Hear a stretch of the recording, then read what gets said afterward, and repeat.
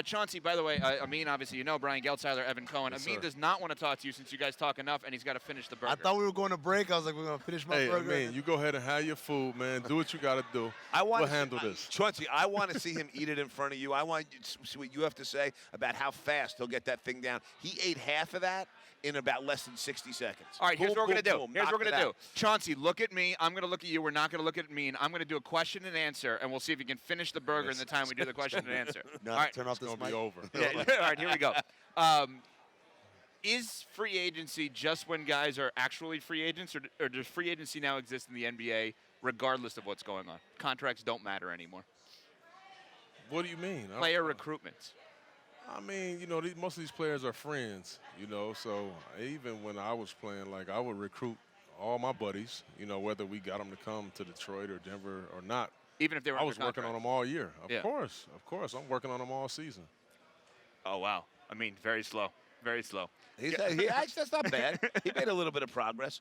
All right, so in this situation with Kawhi and Paul George, all right, we were talking about a precedent before in the league. Now, and Evan was in one camp, Amin and I were in the other regarding the precedent, where I felt like, listen, they paid a haul for this guy, and that's kind of the precedent going forward. If you want to get out under contract to go with somebody, your team's going to have to pay. Do you feel like – I don't think it's an unhealthy thing for the league. Do you feel like it's an unhealthy thing for the league? That what, though? I didn't think it was unhealthy. Well, that you have a guy that's signed a contract last year, asked his way out after 1 year, and was able to get to the location with the team and the player he wanted to get to. Yeah, but, I mean, that doesn't happen all the time. Like, that's not going to be a successful I guarantee you that's not over a 50% success rate. Right, gotcha. It happened this time, and it's a big deal. I mean, with Kawhi going, now Paul George going. First of all, I love the move. I mean, I'm so happy about it. It's unbelievable. You would think I still play for the Clippers. I'm so happy. But, yeah, it's just kind of how this league is working now, and I'm not saying that it's an awesome, great thing that a player can be unhappy and be out of there in 2 weeks. I don't really believe in that. I mean, you sign a contract, you stick to it. You stick to it as long as that contract is, unless some things come up. But on the flip side of that, teams do it. If a team is unhappy with the player, they trade you. That's it. It's business on both sides, right? So, correct. So, it's business on both sides. So, I'm not mad that the players are now the elite players are now having the power to be able to shift things whenever they're ready. Chauncey, have you played out in your mind, as a lot of teams have recruited you to try to help them run the team, whatever it may be, have you played out in your mind, okay, if that happens to me, if I have a player, if I'm running a team one day, how do I go about handling that? Sure. You have to play those things through. It's so funny you say that because the other day I was just, when this whole thing went down, I'm thinking about, like, dang, Sam Presti, that had to be, in a matter of a few days, you're looking at everything was all good a week ago. Right. 2 Hall of Famers. And then in short order, guys want to be out of there. So you're looking and you're saying, all right, well, we have to change gears and readjust, your lens pretty quickly and try to set the team up for the future. Because at the end of the day, they weren't contending for a championship anyway with Russ and Paul George. They playing in the middle somewhere. So at some point, you was going to have to make a move. So, Chauncey, do you think, was there anything they could have done? Not obviously by the time he comes in and says, I want to get traded to the Clippers, it's a done deal. But looking back at the season they had, was there something they could have done more that would have made at least Paul George say to Kawhi, I appreciate it, like Durant did. I appreciate it, I'm flattered, but I think I'm going to stick with the people I'm with. I don't think so. Because at the end of the day, unless they was going to get Kawhi to come to them, other than getting a big-time stud like that or getting AD or getting one of them studs to come to them, there's nothing else that they could do. I feel like that roster's kind of had ran its course. There's been a ton of great players and MVPs and MVP candidates that came and played there and left and went on. It's just ran its course there, and at some point, if you're being honest and you're in that organization, you realize that, and that now's that time. All right, I got to make an argument here that everybody laughs at me when I do this, but since I have Chauncey Billups, and we have Chauncey Billups sitting here, everybody makes fun of the Pistons that they took Darko, and I never thought it was a good pick. But I always say it's the right pick Because if you take anybody else, Melo, D-Wade, whoever, they're going to get minutes. And it was you guys getting the minutes that won the championship. Is there an argument? Yeah.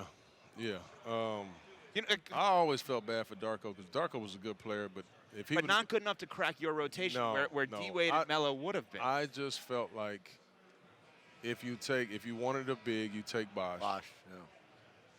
Bosh wasn't going to beat out Sheed, Yeah. and he wasn't going to beat out Ben Wallace. Bosh is just going to have to come off the bench and learn. And maybe a year from then, now he's the starter. Right. But he's raised the right way. He's the greatest. And he's raised the Piston way. You know what I mean? So that would have worked out. I even thought that Melo would have worked out. But my argument has always been that when you have a championship team, like with anything in life, if you pull one piece out of that puzzle, everything may not like it worked. I'm playing results. I'm admitting that. It wasn't a championship team during the draft, though. We were good. And we were competing. Okay, we didn't have Sheed. We didn't have Sheed at the time.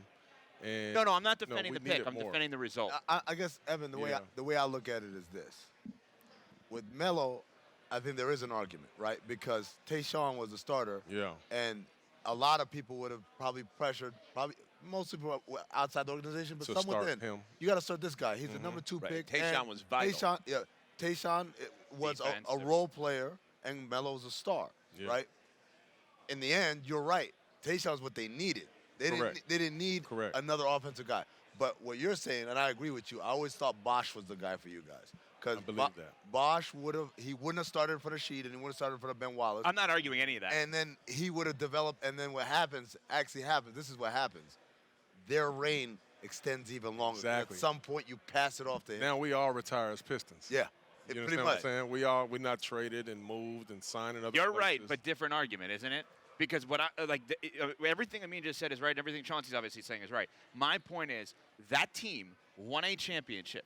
Everything right en route to a championship. And who the hell knows if you change something if everything would have gone the same way. That's my only point. Like and I got laughed at when I say the that. Butterfly effect. Yes, exactly right. Go ahead, Gelt. Sorry. Why has Melo become so toxic, Chauncey? Well, it's hard for me to see. I don't see it. I tell you what, it's so crazy. I feel bad for Melo, and here's why. Melo was like a good teammate, man. Like, it's a great Melo guy. practiced every day. He didn't miss any games. Now, the only thing I will say, and I've even told Melo this, scoring 30 meant too much to Melo. It meant too much because he could have games where he had 20, 22, we win the game, and he's mad. He might have 36, and he's in there, we lose the game, and he's in there picking everybody up. Scoring 30 meant too much. But I think now you look fast forward the tape, and the reason why he's not in the league because he's still worthy is he hasn't mentally taken that step back to say, okay, I'll come in and play against backups. I'll try to help the team out. I know I might not be able to close, but I just want to help. Well, he's not there yet. Right. Chauncey Billups, ESPN. You can catch him there one day running a team whenever he chooses to do so. And Amin did finish the burger.